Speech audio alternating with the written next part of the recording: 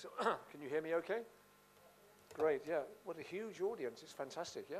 I was here I was trying to remember, 5 or 6 years ago, and it was pretty good then, but I think the quality of the discussion that I heard so far in the program, and just looking at the city when I came in last night, it's amazing the progress that's been made. It's really a pleasure to be back, and I thank you very much for inviting me again.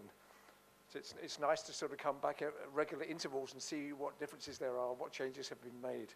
And as the previous speaker was talking about, previous speakers, there's been many changes in the EU situation, not least Brexit. Although, as a Brit, I don't believe it's going to happen. There's so many contradictions. Although I live in Denmark, and I'm becoming Danish, so I'm hedging my bets, just in case. But I think it's 50-50 at the moment. But we can discuss that over lunch or over a coffee or over a beer or something, I think. So what I want to talk about is the smart city debate and the need to rethink, not because we want to throw away everything that's been done before, of course, but times are changing, as we know, not just in terms of what's happening in Europe, but we know that smart cities have been on the agenda because of the dramatic increase in the quality and the intensity and the reach of information and communication technologies, ICT, have really transformed many people's lives, and also the governments, and also private sector as well. At the same time, of course, in the last 5 years, 10 years, the societal challenges which we face have become more acute, and new ones have arisen. I'm thinking here about climate change, biodiversity on those sides, but also things like migration, which has been mentioned before, fiscal problems. We had the financial crash 10 years ago. We have terrorism and crime, and poverty is increasing even in Europe, although it's even worse in many other parts of the world. Inequality is increasing.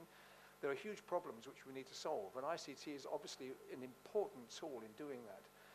And the city scale is also extremely important. I'm thinking here of things like the Europe 2020 strategy, which I guess will be adapted to fit the new agenda as we go forward, and the new Sustainable Development Goals from the United Nations. All these encapsulate in many ways the challenges which we face. And one of the development goals from the United Nations is number 11, which is about cities and city growth and the problems which cities need to face. So cities are important in that context. But also whether we look at what's been happening in terms of urbanization. In 2008, that's 10 years ago now, time goes so quick, it's amazing. The urban population globally reached 50% of the total population for the first time in history. Up until that time, of course, most of the world's people lived in the countryside, and they had agriculture as their main source of activity and their main income. But in 2018, this year, the rural population is still growing, of course, because of population growth, but it's now reached its limit, more or less. These data come from the United Nations population surveys. Next year, urban population will increase past the 50% mark, and by 2050, it will be about 6.4 billion people, with rural population about 2.8 billion people. So there's an immense shift in the balance between urban and rural populations. So what does this mean? Even in Europe this is happening, but even more so in some of the other parts of the world, Africa particularly, which is going through a tremendous urban transformation, but also in countries in Asia.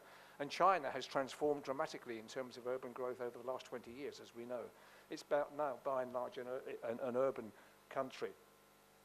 If we look at the role of cities, I always like to say cities are at the sweet spot. Now, what do I mean by that?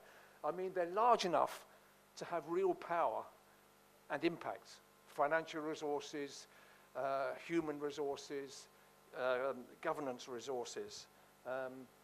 They're also small enough to be close to people, real people on the ground, You think of most countries, the central government is a long way from ordinary people's lives. And also local governments tend to be too small to have much influence. They don't have much power or finance.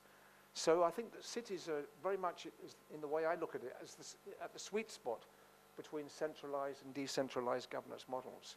So that's why they're so important. And I think the future of cities the importance of cities is growing as we go along. Also, city scale is a great scale to experiment, of course, right? Because cities are at the sweet spot. Experimentation at city level, often at neighborhood level, which is where many experiments take place, is extremely important. And as part of that, in Europe, we're always accused of being not very good at failure and experimentation and failure. But we need to be better, of course. I mean, people who repeatedly fail because they're corrupt or dishonest, of course, is one thing. But experimenting, like in hackathons we heard about just before, and learning from those mistakes and building iteratively on developing solutions to problems, whether these are ICT-based solutions or solutions also involving people and institutions and cooperation between different activities and different organizations. You know, so the idea is that I think that when we experiment, particularly at city scale, and that's the great place to experiment, we need to, most experiments fail, but we need to fail small and early, not big and late like the banks did 10 years ago, because that's tremendously disruptive, right? Fail small and early, and that's where you get the experience and the knowledge, and you can build that and cooperate with other people. So that's, I think, really important.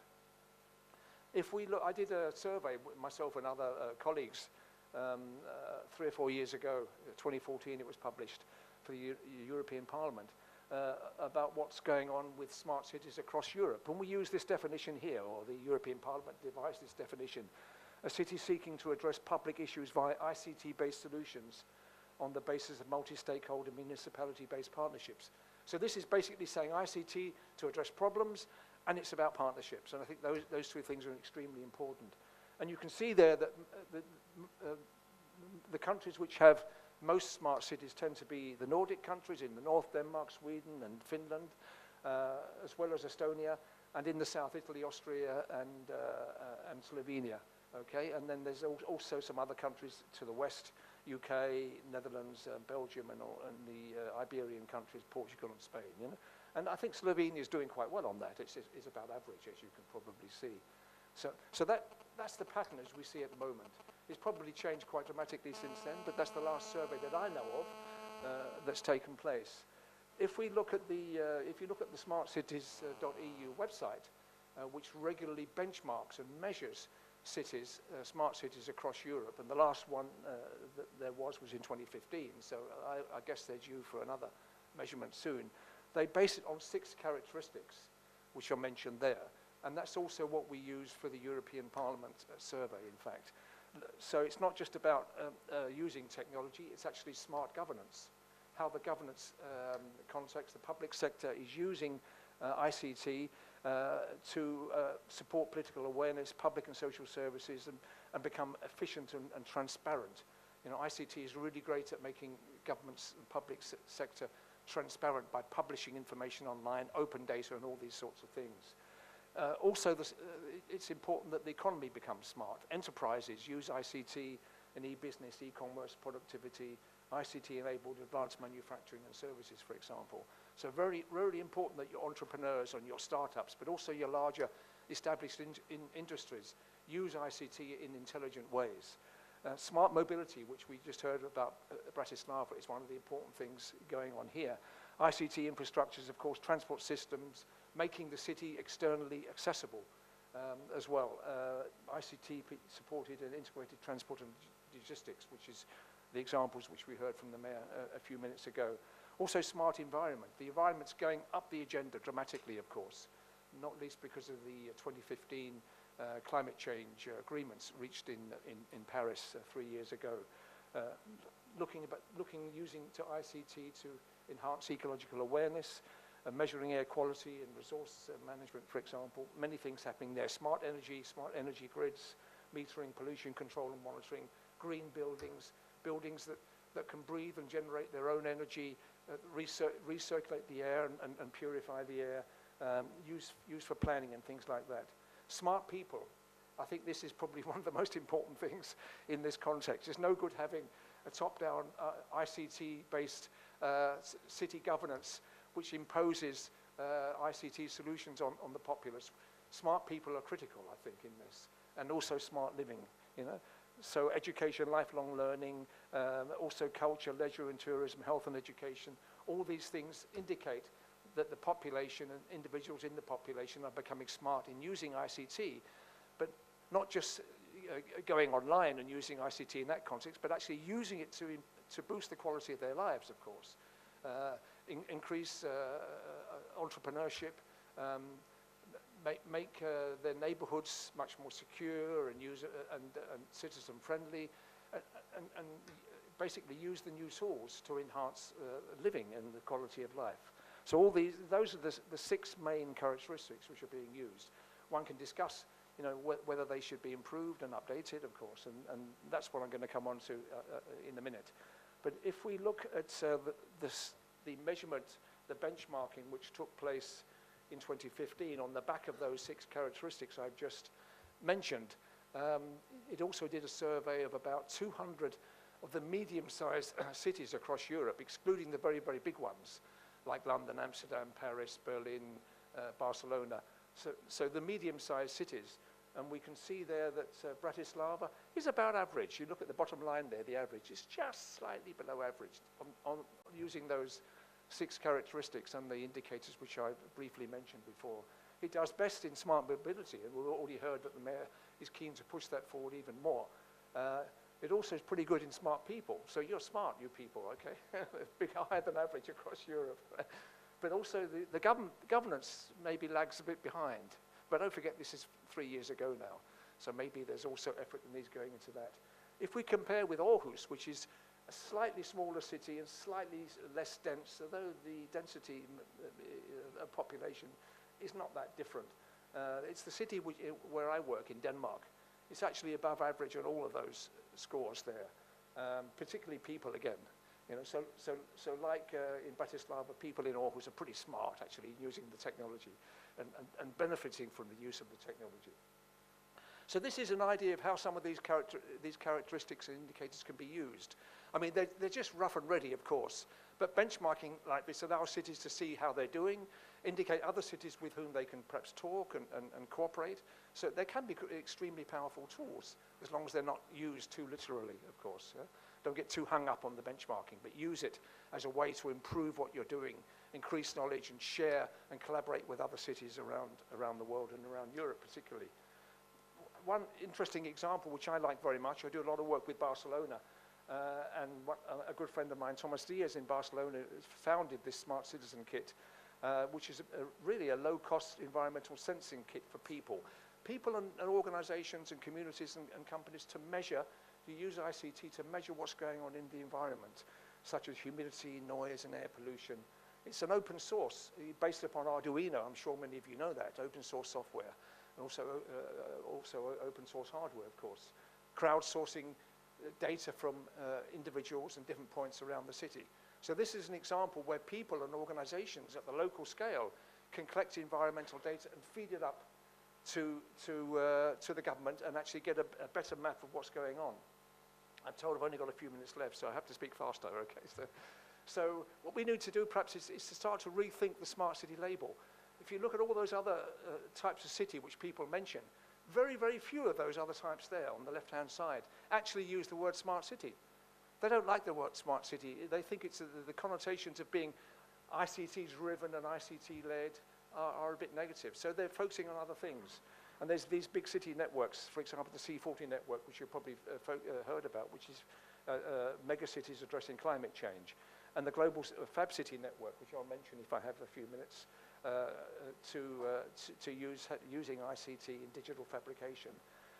But one of the very important trends now is looking at nature-based solutions for urban redevelopment. This is a big European program as well, which Danish Technological Institute is also working on. We're starting that with a number of other countries around Europe next month, in fact. It's basically trying to move away from tackling climate change by using bigger sewers, hard surfaces, and technological fixes, and actually thinking about how does nature deal with these issues.